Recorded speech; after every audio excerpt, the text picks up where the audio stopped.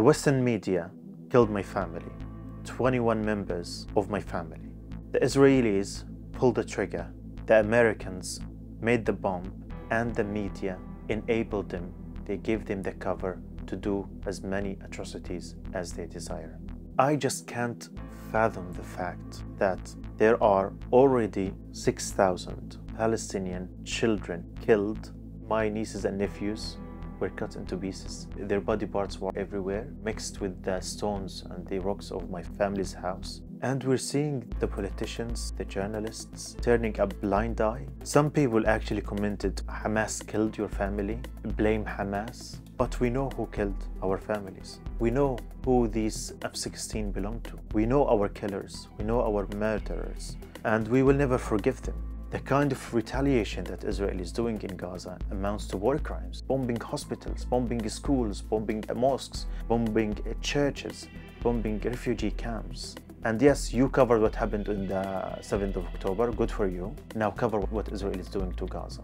They don't. They don't think of us as equally human beings. Palestinians die, Israelis killed.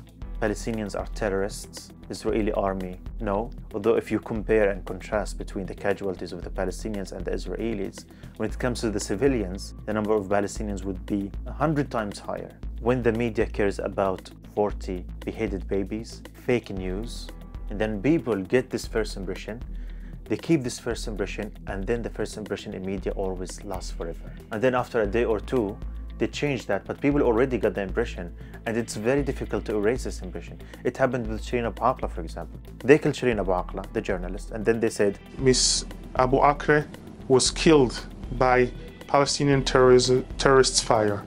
And we all know it was a lie. But the Western media, right away, they took the news from the Israeli army. Israel's prime minister called the death unfortunate and blamed it on Palestinians, claiming they were, quote, firing indiscriminately. An official even took credit for their, quote, PR blitz, saying they had successfully influenced the Associated Press and BBC's coverage to cast doubt over who had killed Shireen. A few months later, the Israelis said, no, it was ours. But it was too late. On Monday, the Israeli military admitted for the first time that Shireen was likely killed by one of its soldiers. The army will not be pursuing a criminal investigation, however. They did the same thing with the bombing of the hospital. They said, no, it's a Palestinian missile. Oh, come on, do you think we're stupid? It landed on the right place, on the right time, over the hospital that you already warned to evacuate. But the media would pick up that, and that would be the first impression. The Palestinians killed themselves, and then now they came up with another lie. A baby baked in an oven. Come on. And then a few days later they said, no, actually, this is not actually true. And the media always repeats these lies. And with these lies, they are creating the cover for Israel to commit its massacre. They're creating an atmosphere that Israel is dealing with a very, very dangerous, inhumane enemy. And this enemy is not Hamas, this enemy is all the Palestinian people, because the Palestinian people are Hamas, and Hamas is ISIS, so the Palestinian people are ISIS, and we're dangerous, we should get rid of them, we should kill them all, we should displace them, send them to Sinai. And you draw all of this picture. At the same time, Israel is doing all of that on us. They are literally killing us live on the news every day, and thousands of people are being killed, thousands of children are being murdered and massacred. And we're screaming to the media, please cover that, talk about it, and they just don't. I am sorry to say that your mass media, the Western mass media, always beside the Israelis. Your baby in this area. My story got only told because I took their pictures and uploaded them. I posted them on social media, and that's how people knew the story. If I did not talk about my family, no one would have ever knew that there was a family in Gaza, in Deir al-Balah, who were killed all at once. 21 family members, none of them was a militant. My father, my cousin, my 3 sisters, my 2 brothers, and 14 kids. My nieces and nephews, 14 children.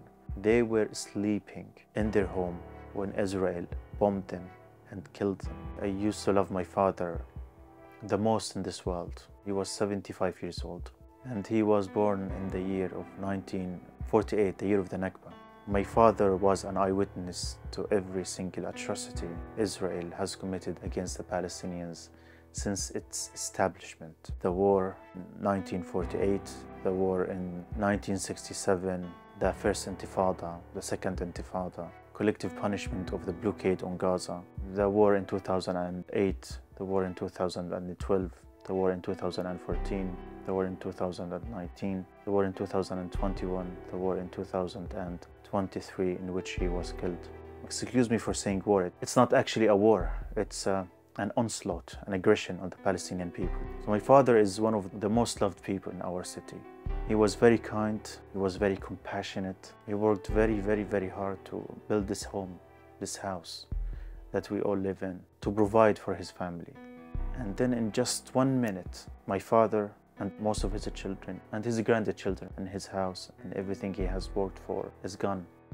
The problem with the media is they only talk about Palestine when there is a bloodshed. When the Palestinians are killed, they always give a context that Israel has a right to defend itself and what Israel is doing is justified. I think they're totally justified in doing this, but they are going to unleash all hell on Gaza. If you watch the Western media, automatically you would develop a perception that Israelis are similar to the Westerners. They just want to live in peace around this hostile area, and the Palestinians are these Muslims, these savages, those who want to kill the Jews. And they always mention the word Jews and Muslims. And I don't understand why. Why do you call us Muslims and Jews? This is not a religious war. This is not a war between Muslims and Jews. This is a conflict between the Palestinians and the Israelis, between a colonizer and a colonized, between the occupied and the occupiers. But don't say it's a war between the Jews and the Muslims, because it's dangerous and it creates hate among the British society themselves. And many officials in the UK, they always say that these Palestinians want to kill the Jews. We don't want to kill the Jews. We have a conflict with an Israeli regime, with the Israeli occupation. It has never been with the Jewish people. We have lived together, the Muslims and Christians and the Jews, in this land for a millennia. We don't have a problem with the Jews. But these people, they wanted to be a religious war. They wanted to be a conflict between the Jews and the Muslims because it will be more appealing to the West. Our fight is your fight. And our victory is your victory. And there is no substitute for victory. We have to have the forces of civilization beat these barbarians, because otherwise this barbarism will spread and will endanger the entire world. Let's make it a religious war. Let's spread lies that this is a war against the Jewish people, anti-Semitism, and of course anti-Semitism is vicious. I do not support it. I hate anti-Semitism, but they don't want it to be this way. They want it to be the other way around. Now, if you are pro-justice and you demonstrate in the UK and you ask peacefully for a ceasefire, you are described as a hate march. This is very dangerous and it has to stop because it stirs up bad emotions and conflicts between the British people and the American people and the free people all around the world.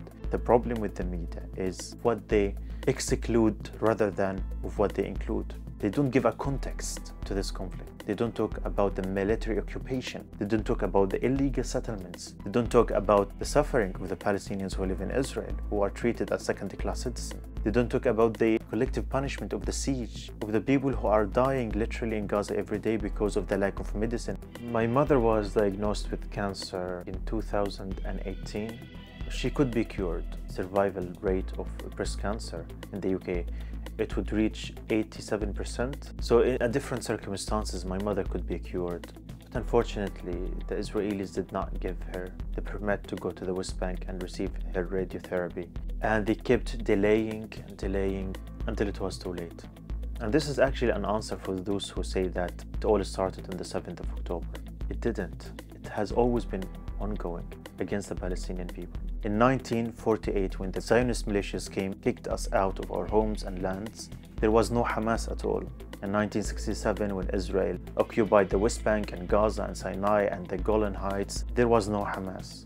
In the West Bank right now, settler militias are killing the Palestinians and take the properties for themselves. There is no Hamas there. So the problem has never been with Hamas. The problem is that we are dealing with an Israeli regime that wants to ethnically cleanse the Palestinians from their homes and lands and want to take all the lands for themselves. The plan is to have another Nakba, to finish the job that Ben Gurion started 75 years ago. And it's very, very clear. The Israeli army is instructing the people who live in the north of the Gaza Strip to move south of the Gaza Strip, saying that Sinai is a vast, wide area. Palestinians can go and live there temporarily. They're talking about these plans out loud. And we know once we leave Gaza, we will never be able to return. It's the same thing that happened 75 years ago. But I would say that the Palestinian people are very powerful people.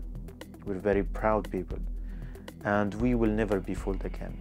I believe people everywhere in the West or in the East supports peace. Everyone hates injustice. Through the protests that we're seeing in London, in New York, and all around the world, people are no longer buying what Western media is giving them. So this is a chance for the Western media to listen to the people. After seeing that 6,000 Palestinian children were massacred in their homes while they are sleeping, please don't waste this opportunity. Be on the right side of the history, because it's being written right now. And what gives me more hope than anything, in these protests, there are people who are Jewish, who are Christians, who are Muslims, who are atheists. They're all protesting and calling for the same thing: stop the genocide.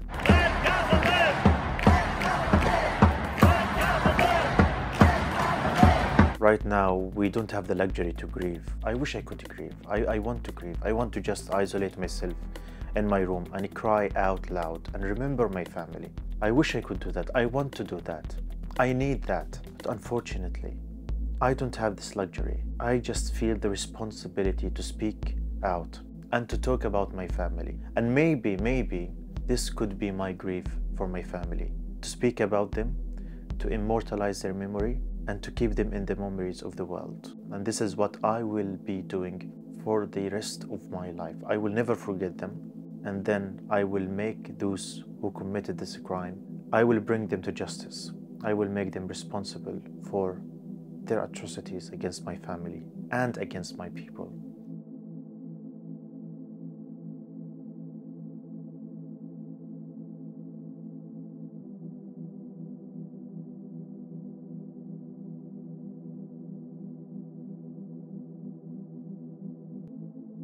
$5,000, $6,000, $7,000, $8,000, $9,000, $10,000, $11,000, $12,000, $13,000, $14,000, $15,000.